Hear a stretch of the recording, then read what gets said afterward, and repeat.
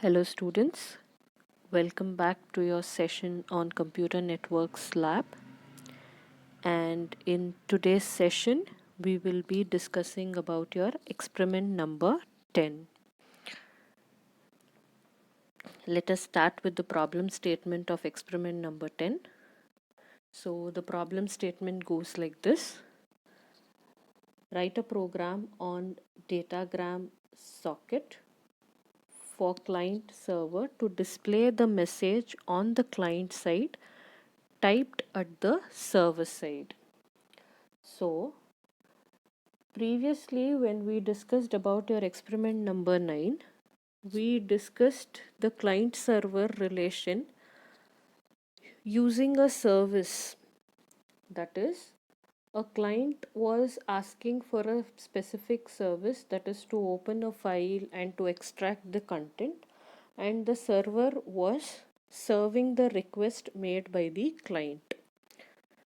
In this particular experiment, we will be demonstrating the client server message.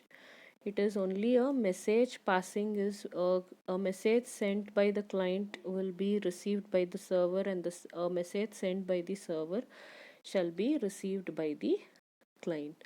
So this message passing or the message exchange between the client and the server is demonstrated in this particular experiment. Last experiment we have already seen and known what is a client, what is a server, what is its purpose, and all of it. Now let us talk about the protocol that is used. In the previous experiment, the protocol that was used was TCP. In this experiment, the protocol that is used is UDP. And UDP is a protocol that works on the transport layer. And UDP is a protocol that is known for connectionless service, and TCP is a protocol that is known for connection oriented service. So when we say connectionless, naturally it is unreliable. And when the protocol is unreliable, it does not guarantee the delivery of data as well. If you remember, when we discussed about the TCP and its connections, we had a set of protocols and we saw to a diagram where the server and the client and the server is waiting for the connection to be established, and there is a connection established, and after the connection is successfully established, only then the communication starts. But that is not the case with UDP. Because it is connectionless, and this does not demand a dedicated connection to be established. So there is no necessity to establish a connection prior to the data transfer. Now let us see to what are the programming requirements for us to demonstrate the message exchange between the client and the server. So what are the classes that is used? What are the constructors? What are the methods? We will see to that in detail. So in Java, to demonstrate the UDP protocol and message exchange, we need two classes. One is the datagram packet class, and the other one is the datagram socket class.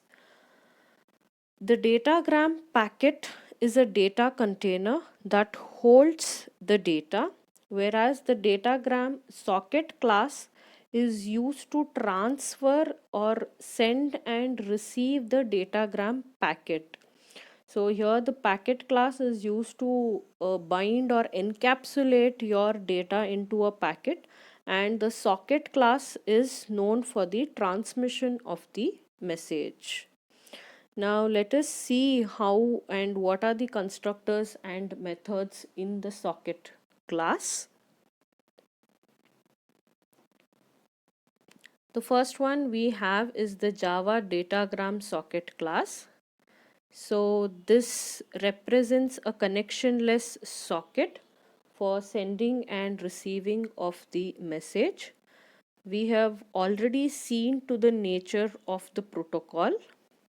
So let me not revisit the same. So here, how a socket is created, what are the constructors that is used. So here again, the important thing to remember here is, when we saw in TCP, there was a separate class, socket class for server, and there was a separate socket class for client.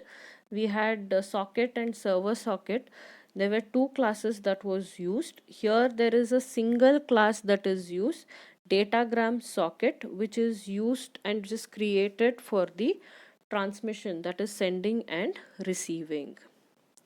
There are three constructors that can be used to create the socket. One is with no arguments, one is with a single argument, that is the port number, and the other one is with two arguments. The first one with no argument, it creates a datagram socket and binds it with the available port number on the machine, that is the local host machine. To any available valid port number, it automatically binds. The second constructor, where we exclusively specify the port number, so the socket created will bind to the specified port number as the argument. The third one, it takes two arguments. One is the port and the other one is the INET address. INET address is also a class. A few slides down, we will also see what is INET address and what are the methods that are used in INET address as well. So here there are two port number and the other one is the INET address. INET address is also a class which we will see about it few slides down. So here this argument, we are passing the local address to which the socket needs to be bound. So just to summarize, it takes three constructors: no argument, port has the argument, the other one port, and the local address has the argument. The possible exception that can be thrown here is the socket exception, and this exception would be raised only if it could not be bound to the port. If it either the port number could not be bound, or it could not find a port number, or it could not bind to the specified address, then this particular exception would be raised. The next thing that we have is the methods that is used in the datagram socket class. So mainly in your program there are three methods defined, but mainly in your program you will be studying about two methods. One is the send and the other one is the receive. So the send method is used to send the datagram packet, and the receive method is used to receive the datagram packet. And the other one, we have set sort timeout, and the argument here is the timeout, that is the time in milliseconds. So how long it is to wait for the receiving packet, and if the timeout expires, then socket timeout exception would be raised. The last one we have is the close socket, that is used to close the connection that will be usually used from the client side, where we would be formally discarding the socket that was created. So basically here you create a socket, and via that socket is a virtual link between the client and the server. So via that socket where the exchanges happen between the client and the server, and then you can just discard that socket or the socket object that is created. The next class that we have is about the Java Datagram Packet class. So as we discussed earlier, the Java Datagram packet is used to send or receive the data. The datagram packet acts as a data container. So the data that is to be transferred is encapsulated into a unit, and that unit is called as a datagram.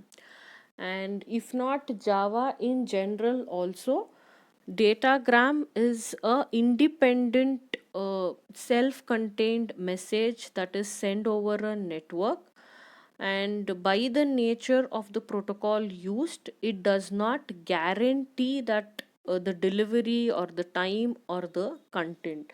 There are chances the content could be changed, there are chances it could arrive, I mean it could be delayed, or it could arrive early, or it could arrive late.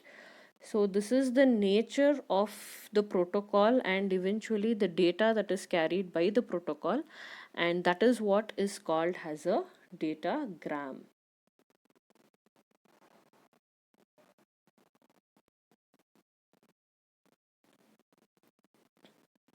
There are two constructors that is used in the datagram packet.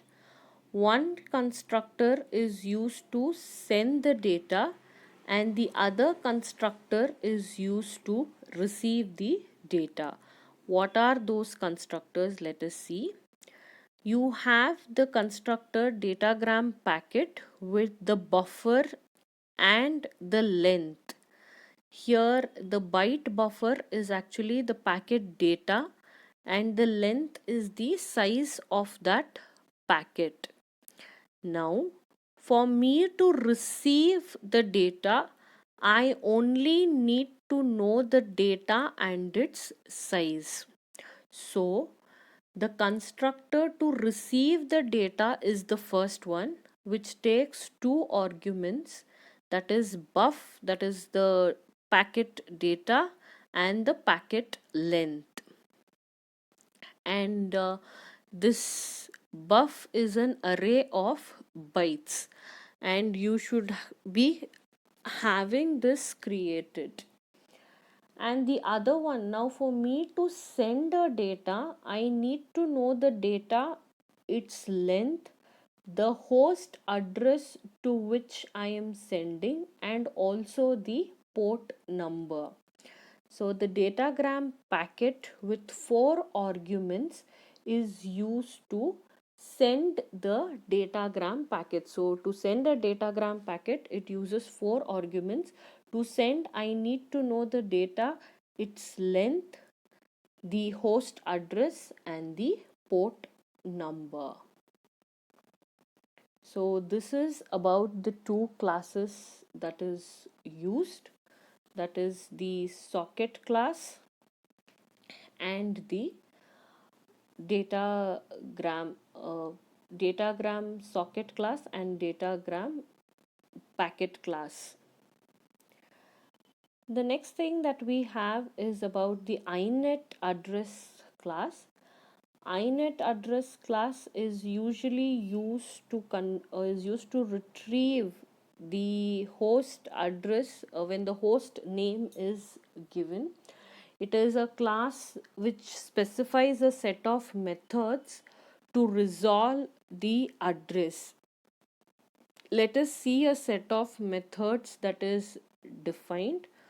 So we have get by name, get localhost, get host name, and get host address are the four methods. To specify each one is the public static inet address get by name. So the return type is inet address, so it is returning an object of type inet address. So this object contains the localhost IP and its name. The second one also, the return type is inet address. So it is get localhost. So this object also returns which contains the localhost name and its address. The other two methods are, the return type is string. So get host name and get host address. So the first one returns the host name and the second one returns the IP address in string format. So these are some of the classes and methods and constructors that will be used in your program. Now let us take a look to your program. Now let us take a look at the program. Let's quick walk through the program. As discussed earlier about the problem statement, so the message typed on one side should be visible to the other. So the message typed on the server should be available on the client. And just like your experiment number 9, here also you will be creating two different Java files, one for the server and one for the client, and you will keep both of it in a running state during execution. You have already done it in your program number 9, so you're much aware of it, how the execution is taken place. So starting with your server-side program, so any program that involves protocols and your networks, we import java.net package, and in the server side we are creating a buffer to hold the data. And then you can see here datagram socket, we are creating a server socket. And during the explanation I had shown you three different constructors of creating a socket with no parameter, single parameter, that is your port number, with port number and the address. So here we are creating the socket with the single parameter, that is with the port number. So the server socket is supposed to be bound to the port number 111. And then we are creating an byte array, the byte array to receive and send the data. So now starting with the transmission, so you can see here, here we saw about the datagram socket class. Now in the while it's true, that is the transmission, we are creating a datagram packet class. So here we are creating a packet class, we are creating an object to receive the data. Again, when we discussed about the datagram packet, I have shown you two constructors. One is to send and the other one is to receive. So to receive, I only need to know the data and its length. To send, I need to know the data, its length, and the port and the IP address. So the first one that I am calling is the receive packet. I am creating an object receive packet. So I need only two information, the data that I receive and what is the length of that particular packet. So we are calling that method server socket dot receive. So we are going to receive the packet. Now if server wants to communicate, the server wants to send a message, we need the IP address. So we collect the IP address from the packet received, that is the client's IP address. We are collecting the client's port number and the message to be read from the client, that is from the terminal. We are collecting the message that it's to be read from the terminal, and then we are storing it in the send data. Now again I am creating a datagram packet object send packet. Now when I said you to send a message, I need the send data, I need the send length, I need the IP address and the port number, and finally I am sending my data. So here, until there is no message or there is no information, until the client closes the socket, this while will be true. Until there is some message, this while will be true. Now talking about the client side, again we will be importing the java.net class, and in the client side I will again create the socket object, client socket, using the datagram socket class. And here you can see I am using an empty parenthesis. So I am using an empty parenthesis. It will get bound to the available port number and to the available host. And the next we had discussed about the inet address class. So in the inet address class, I am retrieving the host name by giving its IP address. By passing the IP address, I am retrieving the name. And then here also I will be creating a byte array to send and receive the data. And I am also creating a string, that is my array of message. So this message I am storing it in the variable sentence. So again,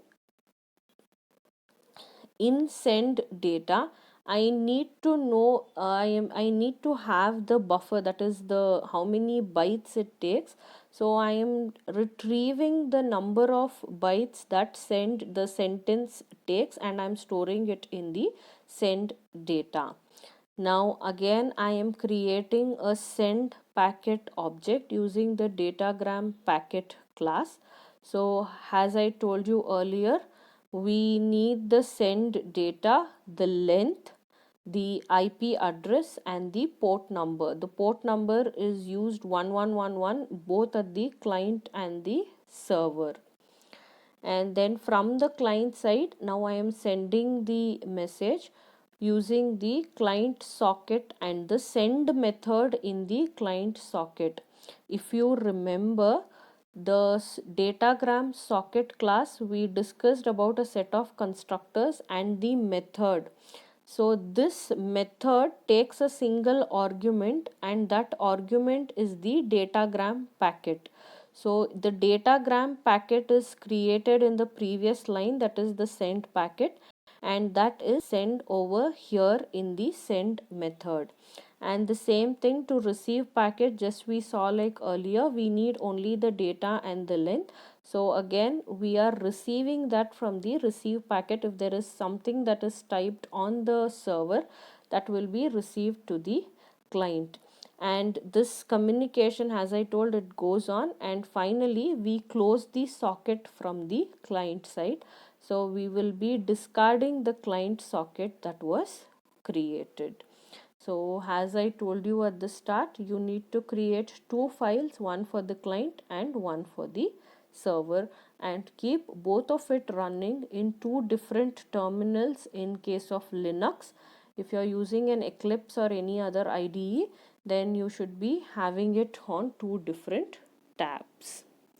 Thank you, students.